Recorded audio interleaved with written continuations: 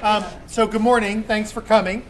As Carrie said, I'm Bill Lapini, Superintendent. Let me also say that Susan Ditkoff, our school committee chair, is that it this morning?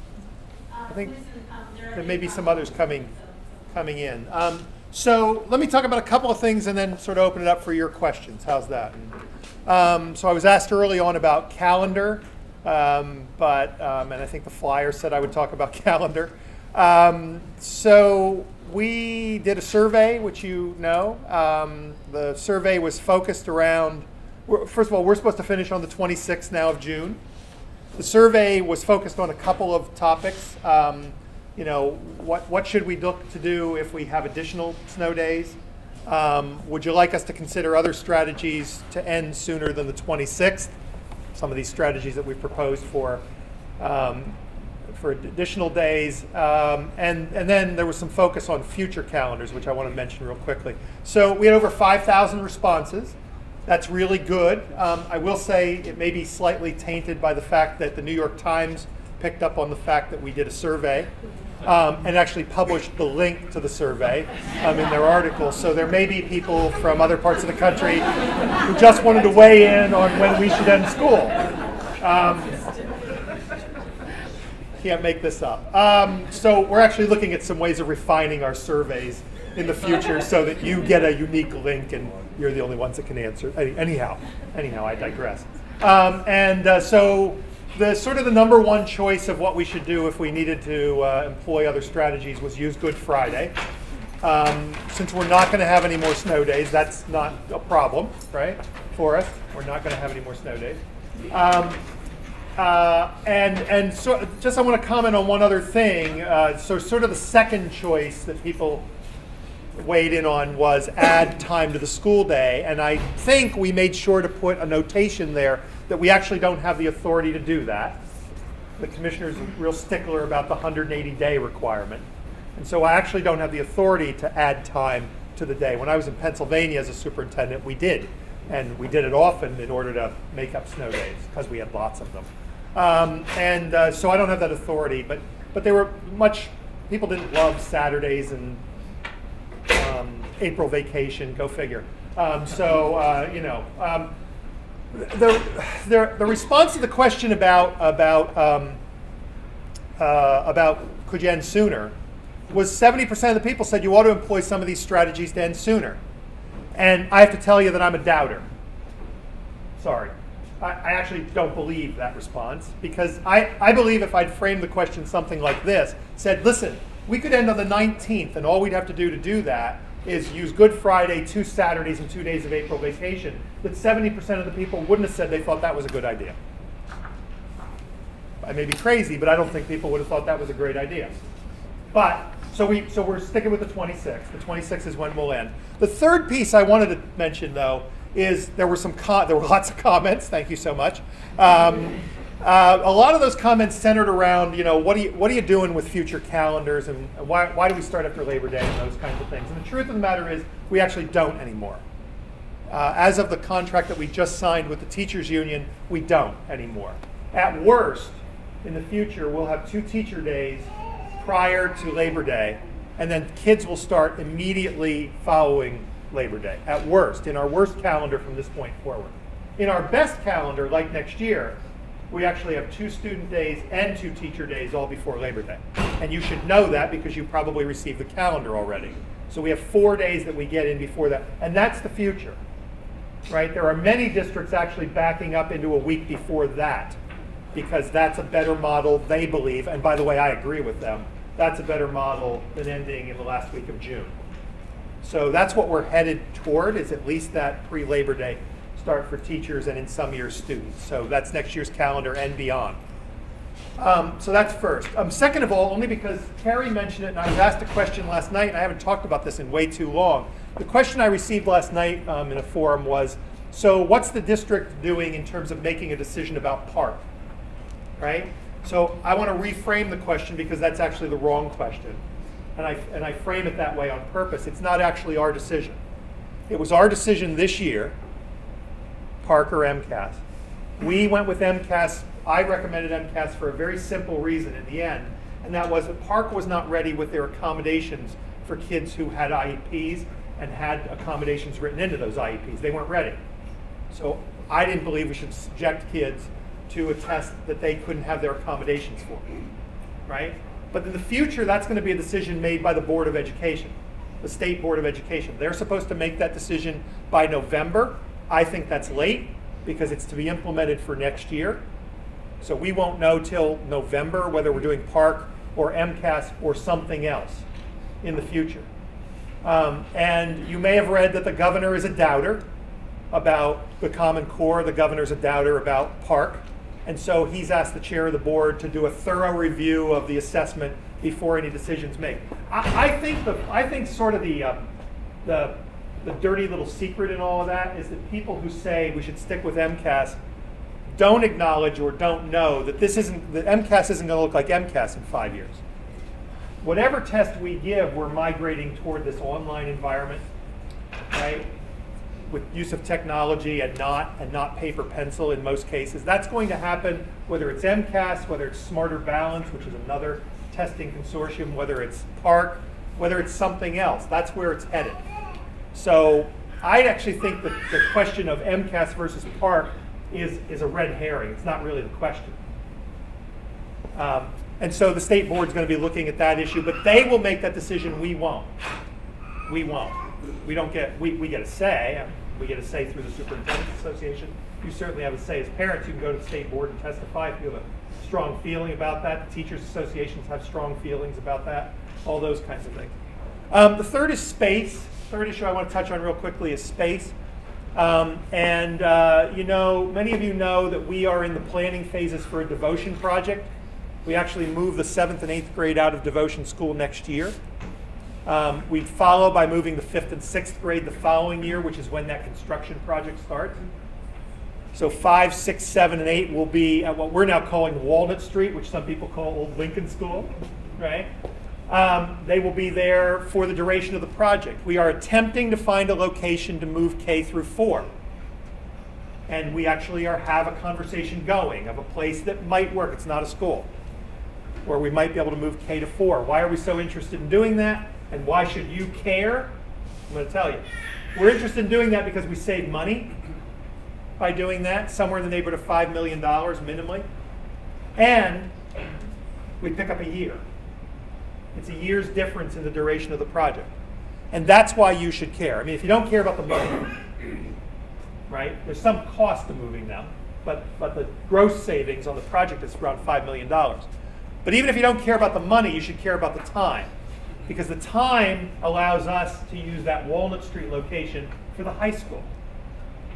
Because we need it for the high school. We need some other location to add to our array of classrooms for the high school by 2018 or 2019.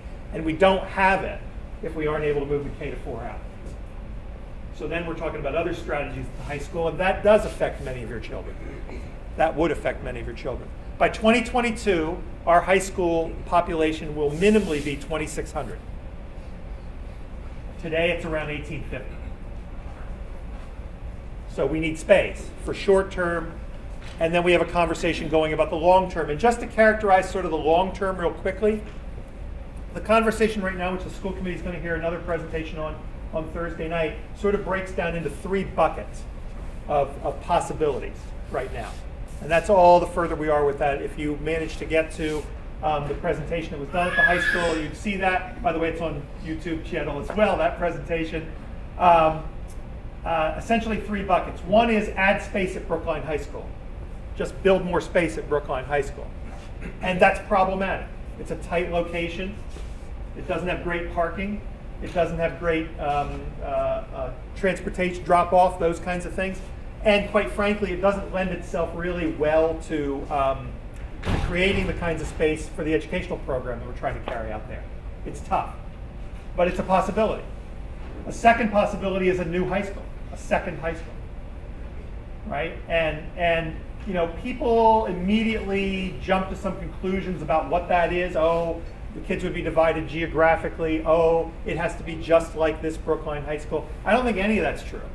I don't know what size it is. I don't know whether it's a school by geography or whether it's choice. I don't know that it has the same kind of programming that Brookline High School. In fact, if I sort of ruled the world on that, it would. It would look different. It might have international baccalaureate offerings instead of the AP offerings. It might have better shops for its vocational program. Those are the kinds of things you can do in a new building. But that's for this community debate and decide as we go along with this. And the third possibility is sort of another building that gets folded into the Brookline High School campus. That may be a particular program. It may be where school within a school is located. It may be some program focused on STEM or STEAM initiatives. It's a different building housing certain, and all of those are still in the queue for discussion and debate. Okay, so I'll come back to budget, but now focus on search, right? Because the flyer also said this. So just understand that we're about 3 or 4 days away from our conversations. I think maybe a week of our conversation. So I think it did say on the flyer very preliminary. It should have said very preliminary. So I'll give you very preliminary thoughts on where we are, right? And so first of all, I want to thank Carrie for her time that she's served here and wish her well in the issues that she's dealing with and her next challenges, and say publicly how much we appreciate the work that she's done. Second of all, I want to say that it's late, right? And this is not the only school that we're dealing with right now in terms of leadership, devotion. We have an interim there. We have a school that's dividing up. We aren't sure there. So what we've started by doing, and third of all, some of you pointed this out as you came in and talked to me, we're kind of occupied with buildings, with override, with all of those issues of the moment, right? And so we've consulted with some people who do this, people who do searches, which is not something we normally do around principalships. And I can tell you that the conversations we've had with them so far have been that it's late. So lots of things are on the table for us.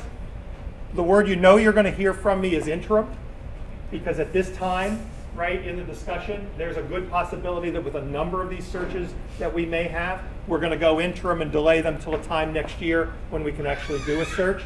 Because these searches, quite frankly, should begin in December or January, not in April. The consultant I spoke with yesterday said the fields are pretty slim right now out there. And you know, these are not, as you know, you've heard me say before, these are not easy principalships and they're not easy to fill. We look for certain characteristics of experience and those kinds of things. And people don't make generally those kind of decisions to relocate from one place to another in April and May. They don't.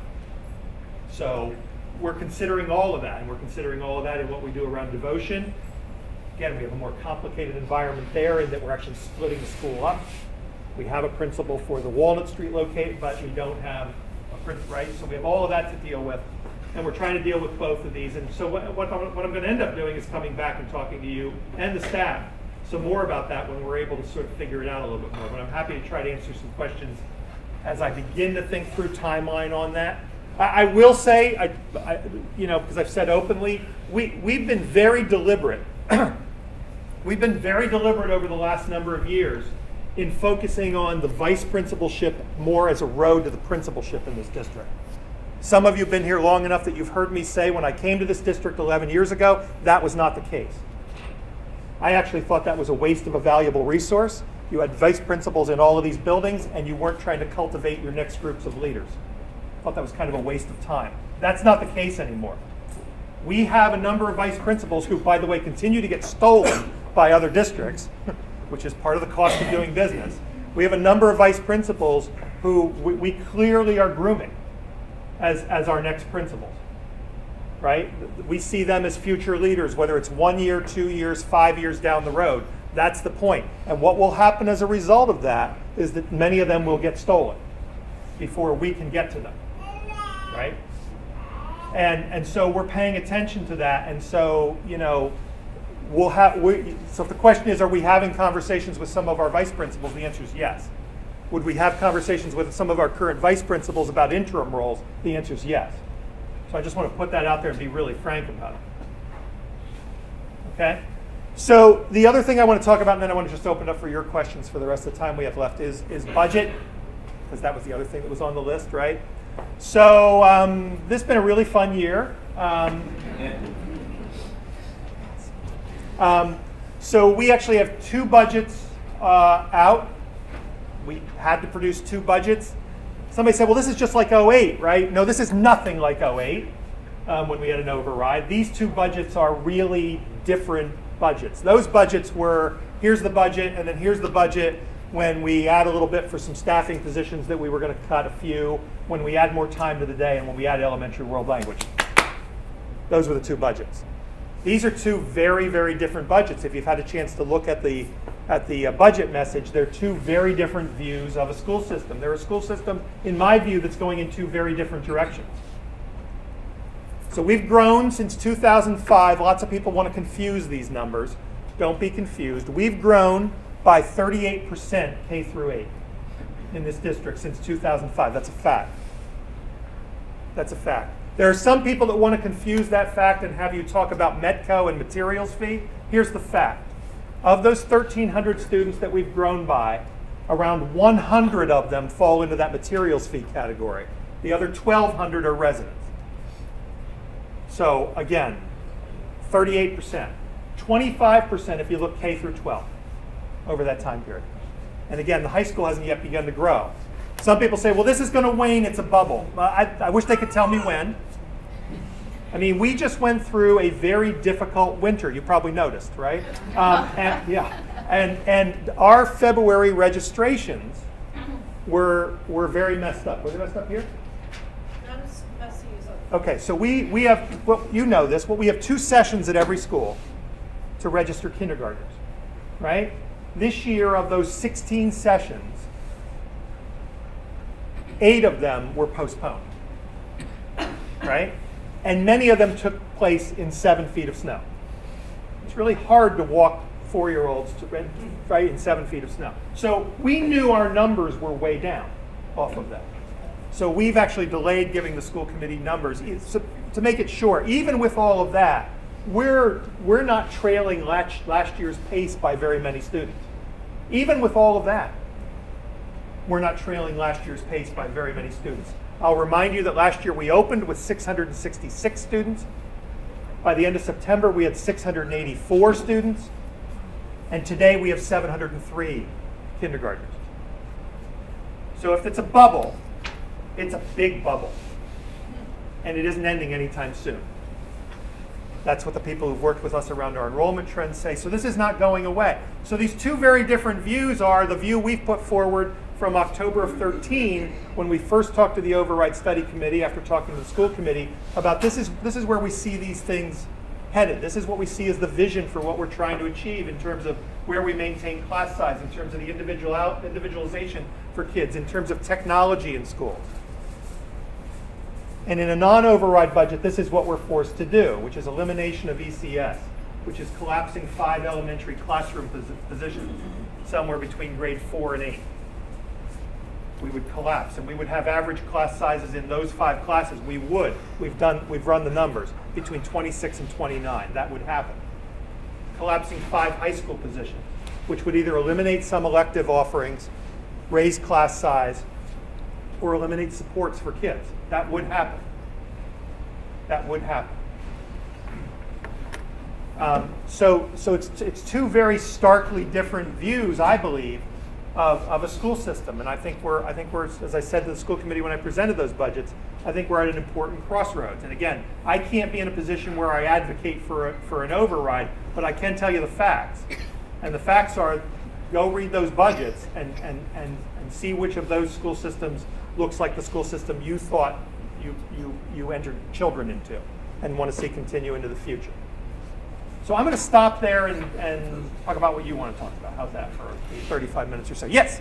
So Bill, the town budget at a very high level, beyond just the public schools, spends 33.3% of its revenue it takes in on the public schools. That's more than that, but I thought there was a pie chart on the official budget from yesterday that said that. Is that yeah, it's higher than that. Because there are people that are in general staff that are allocated to public schools. So what number is that? Yeah, so roughly. Yeah, I'll do it. The question is... Can I put my question out, though, and then you can do the data? Oh, sorry, go ahead. So my question is, if the town has expanded 38% with people with families, but the growth of the town overall is not 38%, shouldn't this be an opportunity to rebalance the total spending of the town more pointed at the public schools than it has been? Because it seems like that formula, what we get off the top number before you fund DPW and Parks and Rec, people don't really want to talk too much about that. But if the town is becoming more of a family-focused town, where public schools are more of what people are seeking here, isn't that open for discussion?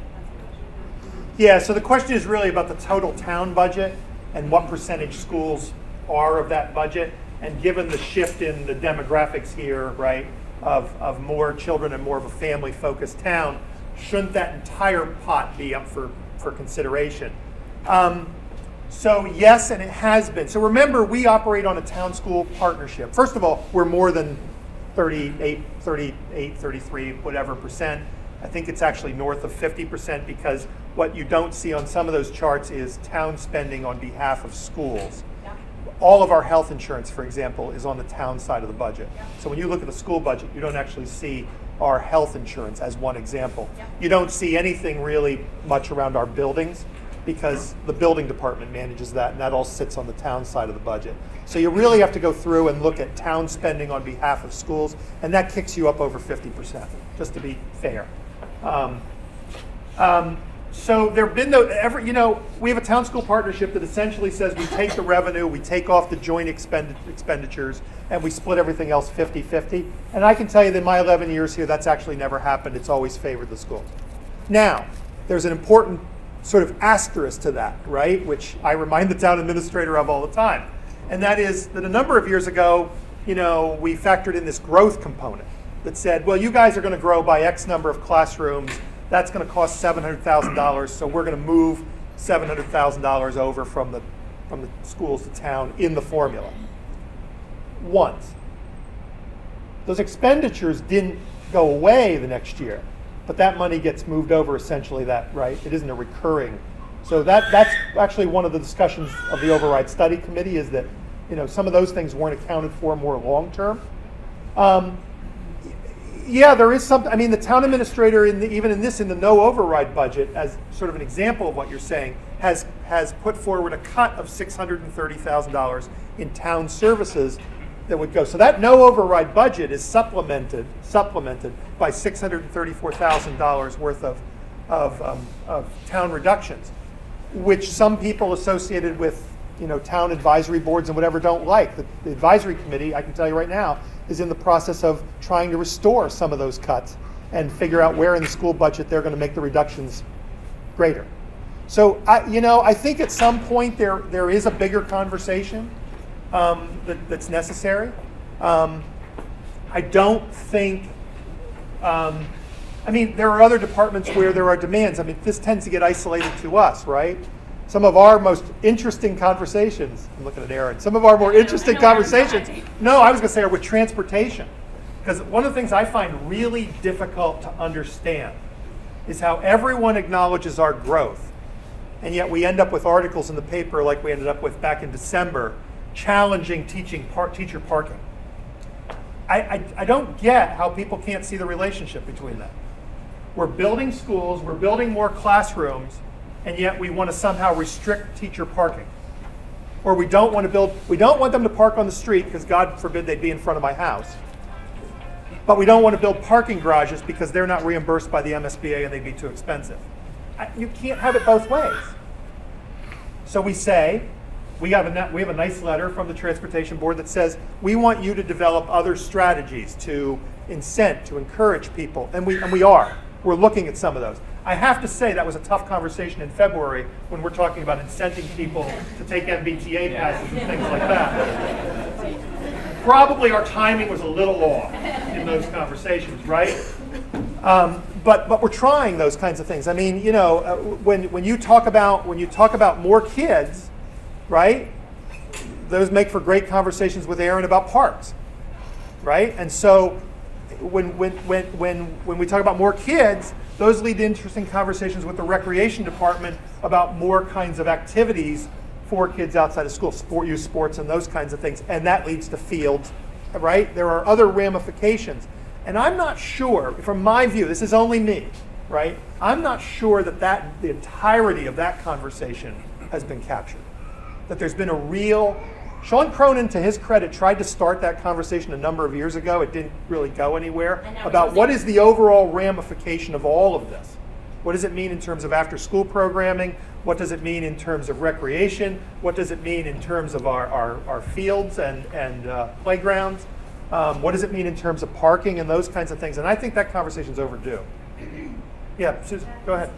I mean, I think there's just this conversation from school committee perspective about sort of what kind of town do we want to be, right? Do we want to be a kind of town where we sort of look at a budget holistically and we say, look, we have more kids. We don't have 30% more roads, but we do have 38% more kids. If we had 38% more roads, or let's say, 150% more snowfall, we plow the snow, right? We take care of kids. And this is the kind of town where we want to invest in kids. We want to invest in services because not everyone has kids, right? Fewer than 20% of folks have kids in the system. So there are lots of reasons why people live here. There are lots of reasons why this is great. I have a parent in town who's a senior, and lots of people have lots of reasons to live here. So I think part of this is how do we have sort of a comprehensive vision so it isn't just one department versus another department, but say we live here for a reason. It's a great place.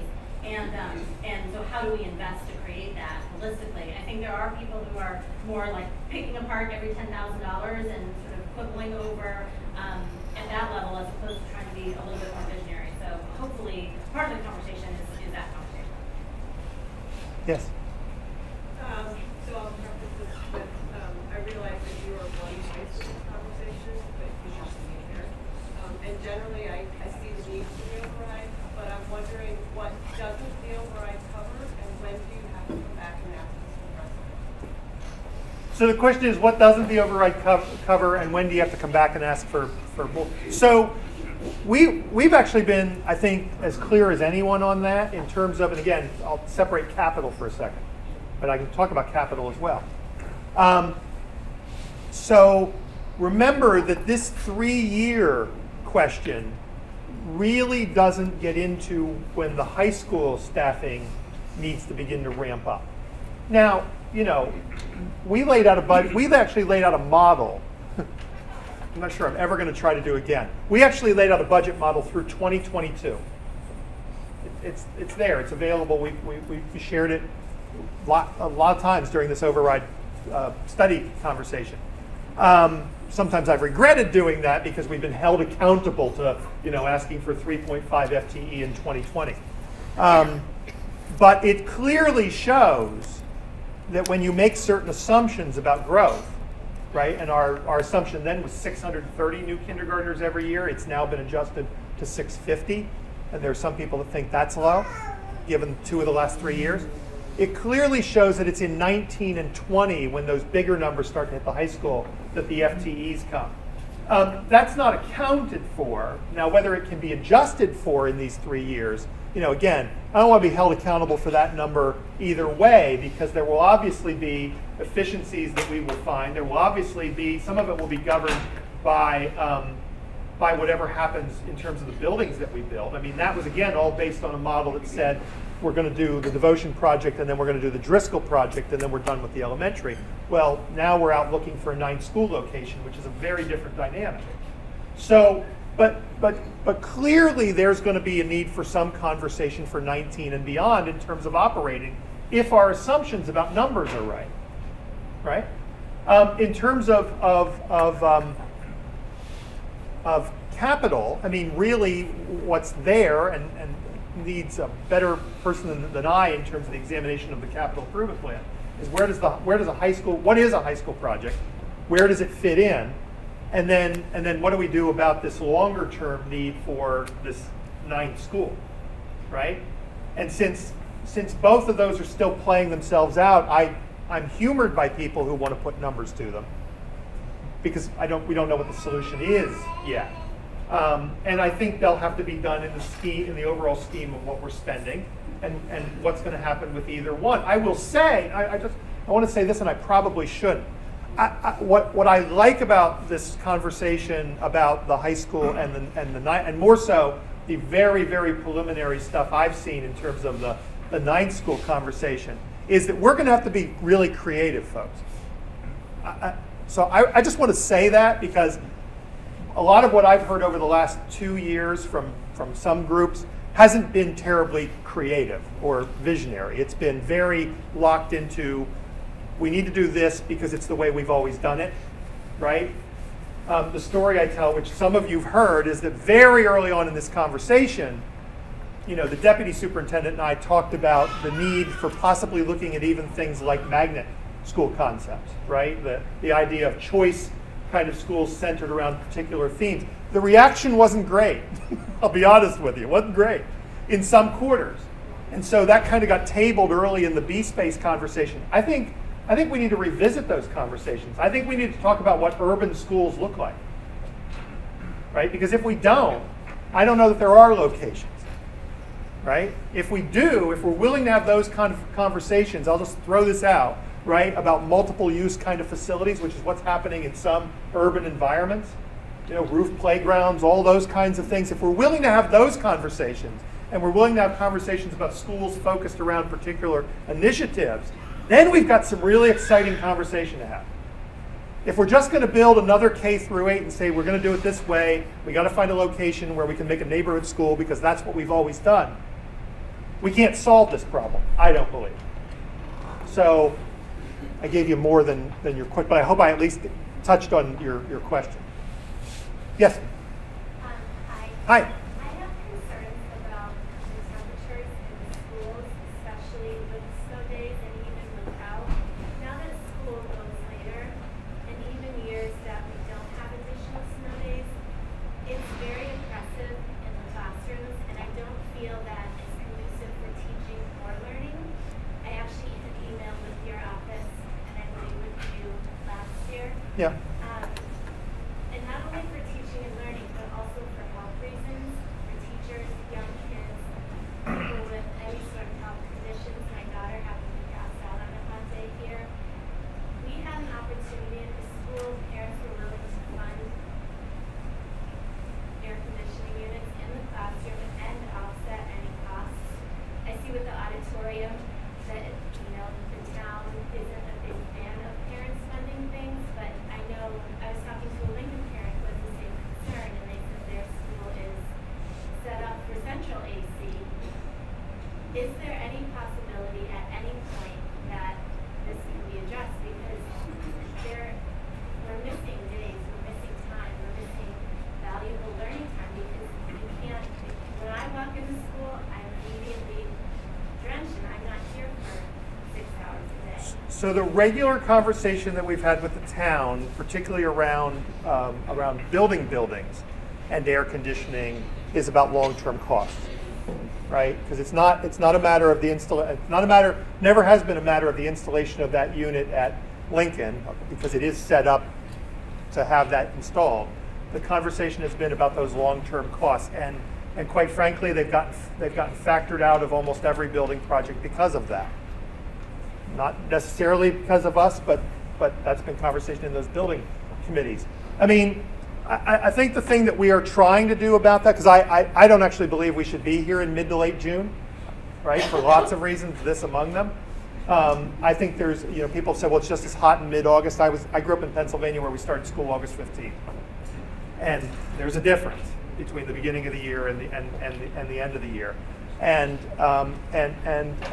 most Massachusetts school districts are moving to calendars that are more pre-Labor Day and getting away from those late June days. I mean, I don't have a great answer for you other than it's a conversation that comes up around every particular room or every particular school that we build, and it generally ends up being value engineered out.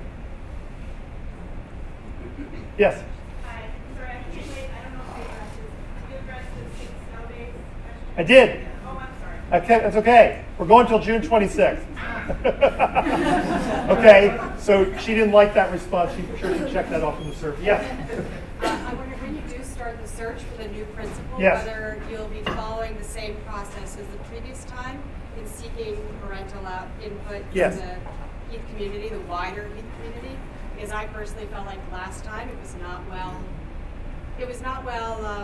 wasn't well attended by the parents of Heath, who didn't understand what their role was in the process and how they had one opportunity to participate or else their voices weren't heard. and I want to know if the process will be the same, and if it is, to alert everybody that So, you get one shot. well, let me say this. So, every time I stand in a school and I say, yep, it's going to be, first of all, I never say, yep, it's going to be the same as it was the last time, because we actually look at the process after each search and make changes to it for the next search. And we've actually done searches since this, so it's different today than it was 4 years ago, right, because of that. And there are some other components that we're noodling around with. We've tried to pay attention to what some other districts are doing, districts that look a little bit like us, and what they're doing. And so we've proposed some of those kind of changes. I mean, I generally sit down with a number of people, including PTO officers, and one of the things I like to tease out and have over those last searches is what that meaningful involvement looks like. And so we'll do that again. Sure, yeah, I mean, there's a basic structure to it, but as I said, we've added some components, we've added some other pieces. What I have to balance, I mean, I'll just be honest here, and again, whether this is this year or next year, and quite frankly, as I'm standing here now, I'm thinking it's next year, right? I'll just be really upfront about that. What I have to balance is what people want in terms of that search process with my ability to get candidates. And I'll be really frank and say what I mean by that is, candidates pay attention to the gauntlet that certain districts run. I've used that word a lot about our searches, right? As opposed to what other districts do. And, a lot of these people are looking at the same district, right? And so I have to manage your expectations. I have to manage their willingness to stay in our search, their interest in these positions. I've said before, we love K-8s, I love K-8s, but quite frankly, there aren't many people who have K-8 experience. They tend to have middle school experience or elementary experience, and a K-8 is different than going to Newton and saying, I'm applying for a job here that's K-5. It's a different thing, and we're asking them to sort of push their limits of their skill set in areas that they haven't before. These are not easy jobs to fill. It's one of the reasons, and I'll go back to what I said at the beginning, that we've really tried to build what I'll call as a complement to those people, okay? Please don't take this. This is meant as a complement to our vice principals and coordinators. We've tried to build a farm team for a reason, right? The problem is other districts know I'm trying to build a farm team and they keep coming along trying to steal my minor league system. Because I'm in that situation with a couple people right now where I have to figure out what we're doing as other people are trying to poach my people. Yes? I'm sorry? Yeah, 8th grade graduation. So I didn't say that in the comments up front. I mean, there's two pieces I'll say for some of you that have high schoolers and about 8th grade. 8th grade graduations won't be before the 22nd. And there's a very simple piece for that, right? And it is that actually the law doesn't allow 8th graders to finish before the 180th day. We are skirting the law, as we sometimes do. We are skirting the law, even doing the 22nd and the 23rd, which looks like the days that I'll give principals, no sooner than the 22nd. And I get it. I'm trying to do that now. I'm trying to put it in place so that people can make the plans for those days. My sense is if I give the principals something as early as the 22nd, they'll probably all end up having them on the 22nd. And that would be just fine. I really can't go any earlier than that because of that 180-day requirement. You're going to find a similar kind of thing at the high school, right? Exams will be that last week, right? Now there'll be a way for students to demonstrate that they have a commitment during that last week and they need an early exam, but they'll have to show evidence of that. Exams will be during that last week. I'll be honest with you and say we're very sensitive. I'm very sensitive. Principals have heard my sensitivity to the issue that, when we go late like this, that we don't actually do meaningful work up until the end of the school year. I've been very clear with principals that we need to find ways to make sure we're doing meaningful work up and through the last day of school, if possible, because I don't like that criticism. I'm particularly sensitive to that criticism. I believe we have 180 days or more in some districts for a reason. I believe we need to use those days. I think we have a lot of work to do, and we need to work up till the last day. Yes. things. Can you just repeat those stats again, please, about, I think you said 2026, 2,200 Brookline High School students, and how many there are now? Again, so there are in the neighborhood right now of 1,850. Yep. In 2022, FY 2022, which is 21-22 school year, there are over 2,600. Yes. And I can I just say, because I honestly haven't done it and I don't want to try to do the number with it, there's a group, obviously, after that, given that there are 703 kindergartners, that's actually larger than 2,600. This is we get the criticism to some of these questions that have been asked of, what if the bottom falls out of those numbers and you built all this space? By the way, let me answer that. Horror of horrors, we'd be able to bring back our early education classes into our schools. We spend $500,000 a year in rental for early education classes. Somebody said last night to me, I hope you're committed. I hope we're still as committed as we've been to early education. During the time that we've been renting space, you're wonderful. We've actually increased the number of early education classes in the district. Okay, we're spending $500,000 of rent, and what I didn't talk with you about this morning is the fact that we will be installing modulars at Baker next year. Modulars at Baker, which allows us to keep the 2 pre-Ks here for 1 more year. And we'll be renting space at Pierce. We'll be renting a building near there and building it out into classrooms. So our rental is going to go up next year, probably closer to $750,000 to $1 million a year in rental, right? So the worst case scenario is we could bring back pre-Ks. Wouldn't that be so horrible, right? There are actually people who are afraid of it on the other side, right? What if the new norm isn't 650? What if the new norm is above that, let's say 700, let's say 675? How do you adjust your assumptions from there? And the assumptions need to be adjusted upward.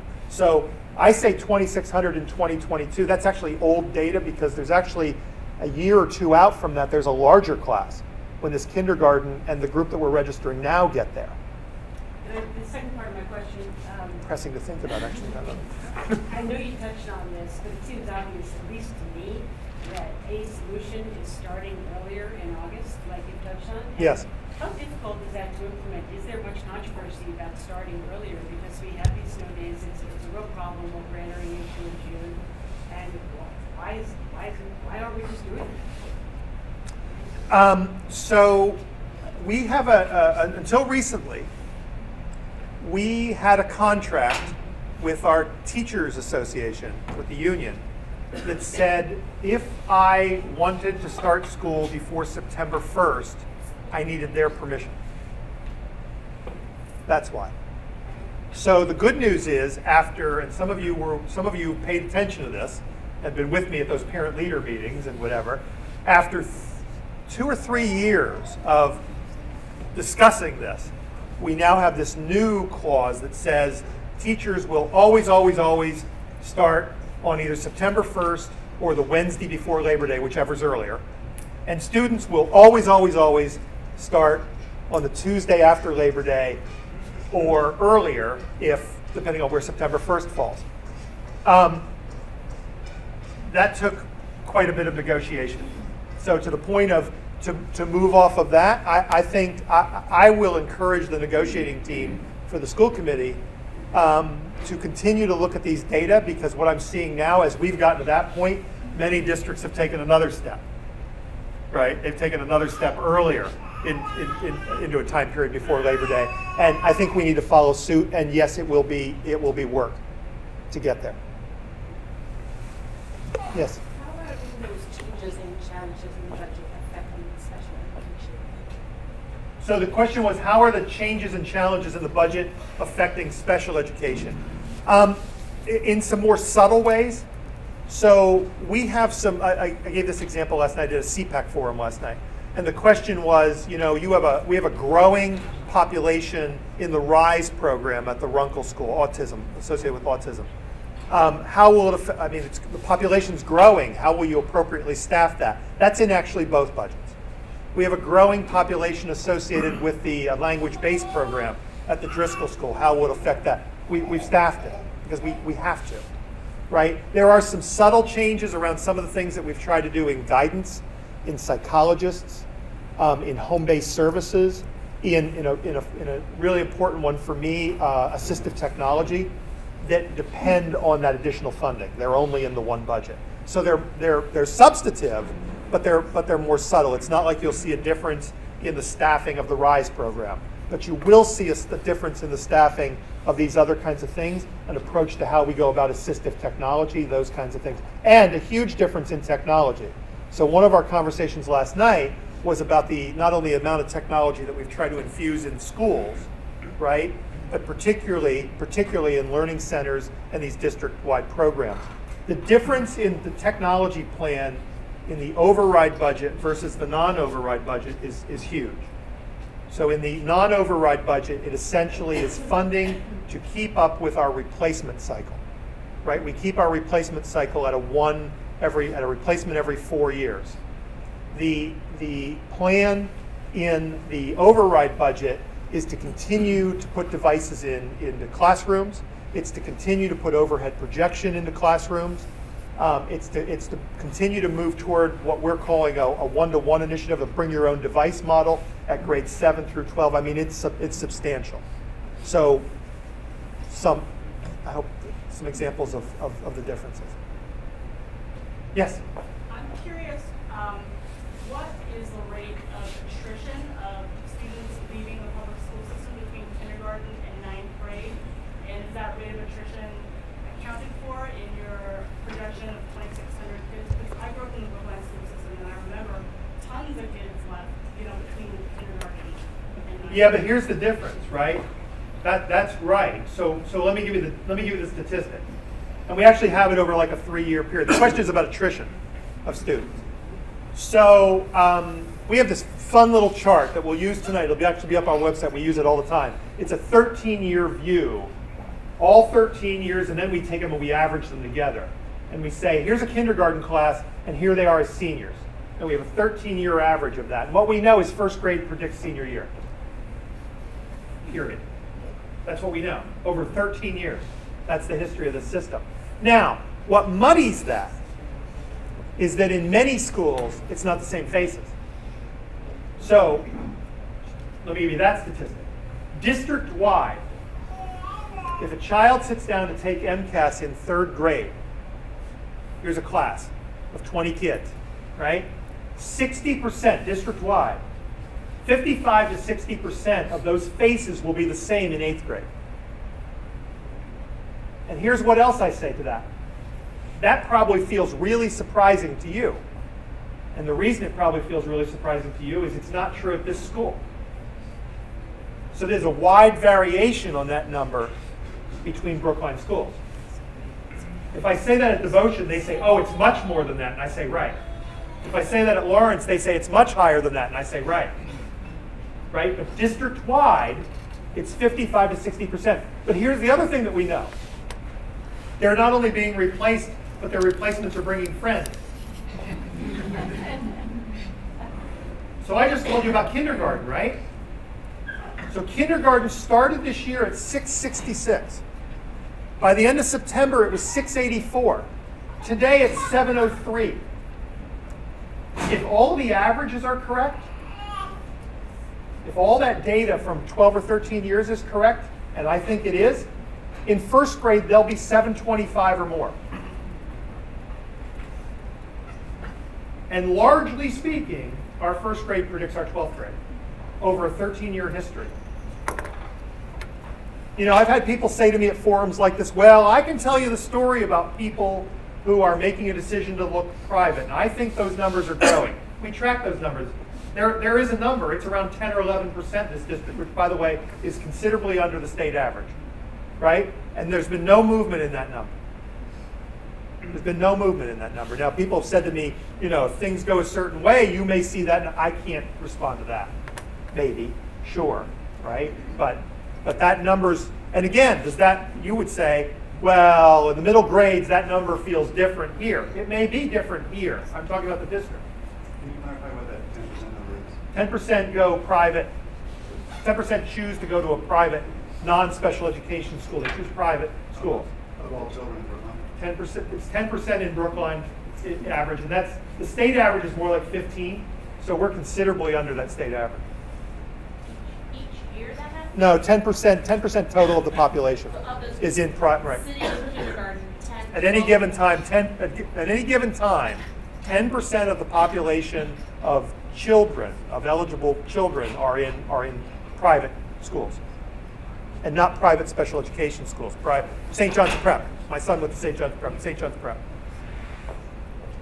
Yep. Are there any plans to standardize the online platforms that teachers use in 6th or 8th grade? Yep. There is a challenge with so many teachers using different websites for the students to access grades and all that other stuff. The platform would be great. There is. So thank you for that. There's a conversation, standardize the platform that teachers use 6 through 8. And I would add 9 through 12. Although the high school is largely focused around one Canvas. But so we're in a process now of deciding what those environments will be, so that because the problem for us is we can't support 5 different environments either, right? So we're in a process now with teachers of making some decisions around what that will be. And if we have the funding on May the 6th, we will implement. And we may be able to implement even as soon as next year. Certainly for high school, we hope for 6 through 8 as well. Yep. Lots of space constraints at the high school. There's a summer where those buildings are not used as much. Is there any visionary opportunity to think about educating students year-round? Not without air conditioning. Sorry. Educating people off-site, providing enrichment programs in other nations, in other parts of this country, giving them skills for our globally integrated world. So not necessarily around space. I mean, there are conversations about other kinds of programs, not necessarily around space. I mean, we have some programs, particularly at the high school, around global competence, et cetera, that we've talked about, looking at what some other people are doing across the country, expanding some of those to those kinds of ideas. None of that's really been focused around space. I mean, quite frankly, our conversations about the high school have been about what else we have to move out first in order to create more classrooms for students. You know, I think even one of the things I would say is, even during this difficult time, I think we've tried to continue to incent teachers and administrators at the high school to look beyond the walls of the school and come up with these kinds of ideas. You know, I'll give you an idea that I've kind of pushed here is my daughter's a senior at Beverly High School. Much to my chagrin, she will be done with school at April vacation. And she'll be done with school at April vacation other than her 2 AP courses and her chorus experience, because Beverly has just implemented this year an internship requirement for the fourth quarter, right? So those kind of, what I mean by we've tried to incent those kind of conversations, we have a group of, to me it's one of the more exciting conversations going on, that's really looking at the senior year, right? And they're talking about those kinds of experiences and the kinds of experiences that we could incent kids or that we could support kids in having in the senior year, because quite frankly, if you've not been through it, this is my 3rd time through it, the senior year is a waste of time in American public education in many, many ways. In many, many, many ways. And the junior year, don't get me started on how overwhelmed we all are, right? So we've been having conversations about the pieces of that we can control and the kinds of ideas that we can bring, like internships and the like. So I think you're going to see some of those start to play out over the next year. There's actually a pilot program with one of those ideas that's being tried out next year. Could you think of that as also a way to solve the safety we could. problem? I mean, some part of it, sure, we could. Some of the kids each part of the year off campus. I mean, even as simple as if you took the idea of something like that, right, an internship experience or whatever, and you spread it through the year, you cut down on your high school population by 1/4 of the senior class, right? Yeah. Yes. I heard you mention about the pre-K classrooms here. Just wondering, is that the final decision that there will continue to be 2 classrooms here, or is that still in discussion? Final decision is such a relative term. So I think I said at the one forum the other night, we're 70% there. We're probably about 75% there, because that was 2 weeks ago. What we have to do is make sure that this modular idea actually works. and that we're going to be able to meet the timeline, because it was all about Baker, right? And so let me be clear, because I don't want to be standing here a year from, well, I will be anyhow. I'll be standing here a year from now and somebody will say, I didn't know that. The plan forever, bless you, has been 2 classrooms in this building until FY 2017, which is the 16-17 school year, and then one of them has to go because there are too many sections here, right then. And we built 1 pre-K into this building. If I could go back in time, right, we'd do what we're doing at Devotion. We'd actually build more than 1 into projects, right? But they're not reimbursable by the MSBA, so it presents a whole other problem. But I'm 75% certain, hope to be 100% certain later this month, later in April, by April vacation, let's say. But I'm pretty confident now that we're going to have the 2 here next year, and that we will move one of them for the following year. So I think we're as safe as we can be today with that, right? And then somebody, of course, at this last forum said to me, yeah, but you're 30% certain that it won't be. Yeah, I know. Yes? There's a district in Minnesota that has got a proposal before their Board of Ed to do a virtual classroom on snow days.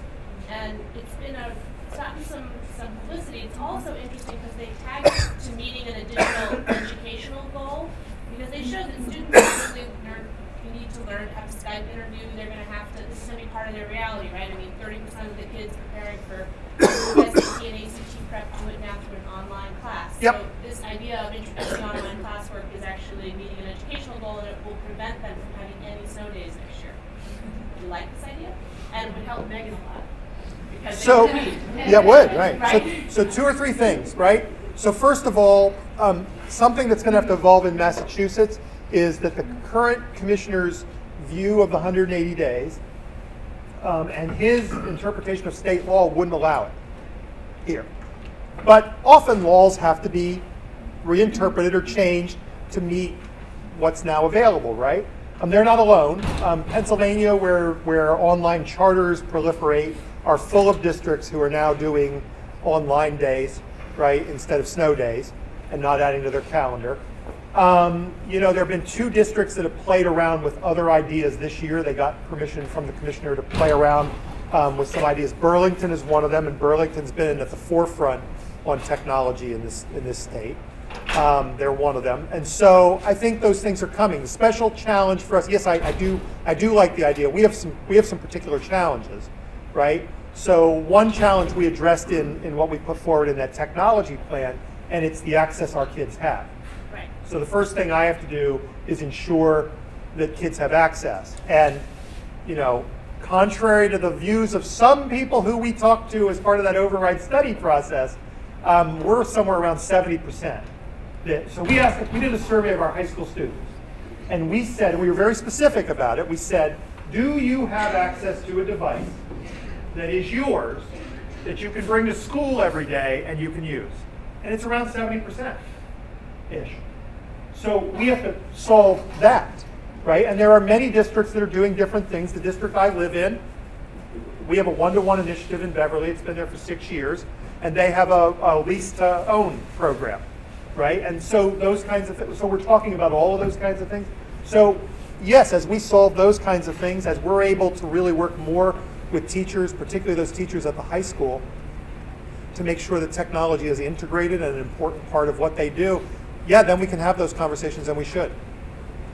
And through our association, through the Superintendent's Association and others, we're going to continue to sort of push on this 180 days in a seat requirement that we have right now at the state level. I can do 1 or 2 more.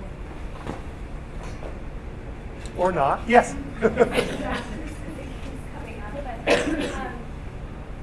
there thermometers in each classroom that, instead of like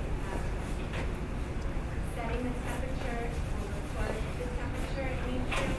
Because the reason I keep thinking about this so much is I've talked to the teachers over the past 4 or 5 years that have been in school, and especially the people on the side. It's not just in June, some years Right. it's April. And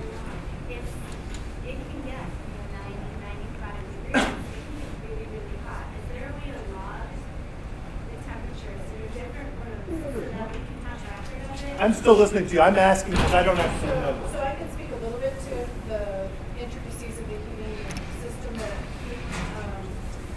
the actual temperature control piece is controlled by computers in the district and in the town through SACO. But does that record temperature in the room? It records temperature in the room Okay, so on yeah. this computer. We call if we've had issues everywhere, like every other school, where some rooms are 80, some rooms are 50. You know, we've learned with hair dryers how to ignite the coils to get the heat to pump into the rooms that are cold. We know that that's an intricacy of an old system. Even though the temperature is registering on the thermometer at 68, the room is actually about 55, or vice versa. But he can control. He keeps it at 68, or turns it down in the summer. Or off. So the simple answer to your question is yes, they do. They do have. I didn't know that. I didn't know if it's true of every school. I'm still not sure it's true of every school. Whether we have, but those temperatures are controlled. The gentleman's name is Mark Sacco from Town Hall, and he has. Yes, they're recorded. So cooling is a different issue. We Right. rely on our fans and our breeze, and those of you that have been around for a long time remember that the skylights in the second floor have not aided the passage of air. So several of those were replaced the year before last, so that they can open, which now gets us some cross ventilation that we never had before, because it used to be a pressure cooker up in that hallway where the sun would come down and the skylights would be open. So that's helped a bit, but what else to play with fans and outside activities. Yes, last one. I just have a question, and maybe a little answer. I know that different schools have PTO organizations that do amazing job of fundraising. Do people explore better ways to use that? Not that they're not used well now, but for things that are real needs that the school district can't meet, ways that can be donated to the budget, or do you incorporate in other ways to meet these shortfalls? So many of our conversations, although we haven't had them in the last year and a half, I meet regularly with the PTO presidents and the school council co-chairs. And our conversations that started about 3 years ago and quite frankly got derailed slightly by all of this conversation over the last 2 years have been about those appropriate, I'll say, expenditures, and they've been more focused on, we'd rather not have people coming and asking for a file cabinet or this set of curriculum units to the PTO. They should really be coming to us for that. Those have been largely our conversations, although off of the conversation a number of years ago about auditorium and some other things, the school committee did go back and relook at their policy. We have some work to do on the procedures of that, of what are appropriate expenditures and where could PTOs or others get involved in supporting other kinds of activities like building or other kinds of things. I have this list. I call it the after May 5th list, right? Which means after that election of May, I have this list of things that's on it, right? To go back and revisit, restart that conversation. But it's not going to happen before we get through the next 6 weeks. Thanks for coming. Thanks to see all of you. Thanks very much.